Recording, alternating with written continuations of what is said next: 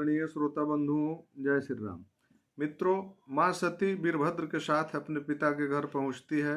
वहां माँ सती के साथ सबका व्यवहार अपमानजनक होता है। माँ सती वहां पहुंचकर सोच रहे कि बहुत भारी भूल हो गई, नहीं आना चाहिए था मुझे।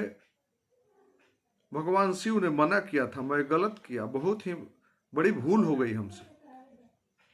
और जिन बहनों से मिलने के लिए माँ सती गई हुई थी,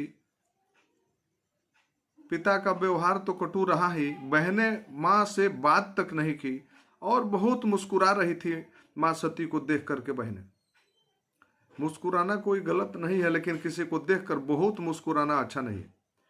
माँ सती की माँ मिलती है, माँ को माँ गले से लगा लेती है, माँ सती को हृदय से लगा लेती है। माँ तो माँ होती है।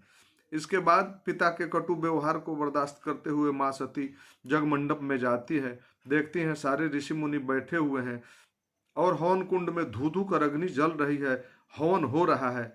माँ सती बाकी जग मंडप में घूमती है, देखती है कि सारे देवताओं का भाग तो है, पर आशुतोष भगवान शिव का भाग कहीं वहां नहीं दिखाई पड़ा।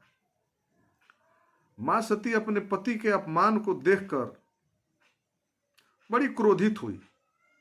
माँ सती के नेत्र लाल हो गए, भौवें कुटिल हो गए और मुखमंडल माँ सती के प्रलय काल के सूरज की तरह हो गया।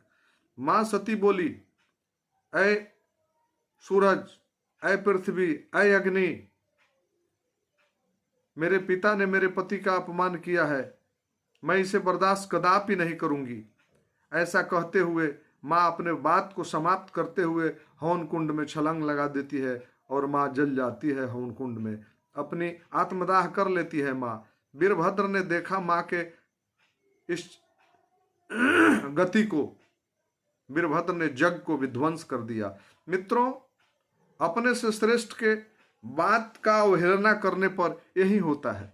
माँ सती बाबा के बातों का अवहेलना कर दिया।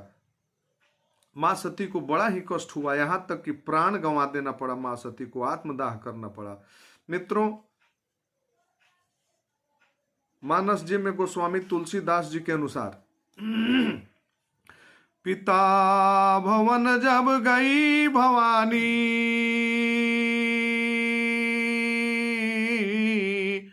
दक्ष त्रास काहू न सन्मानी,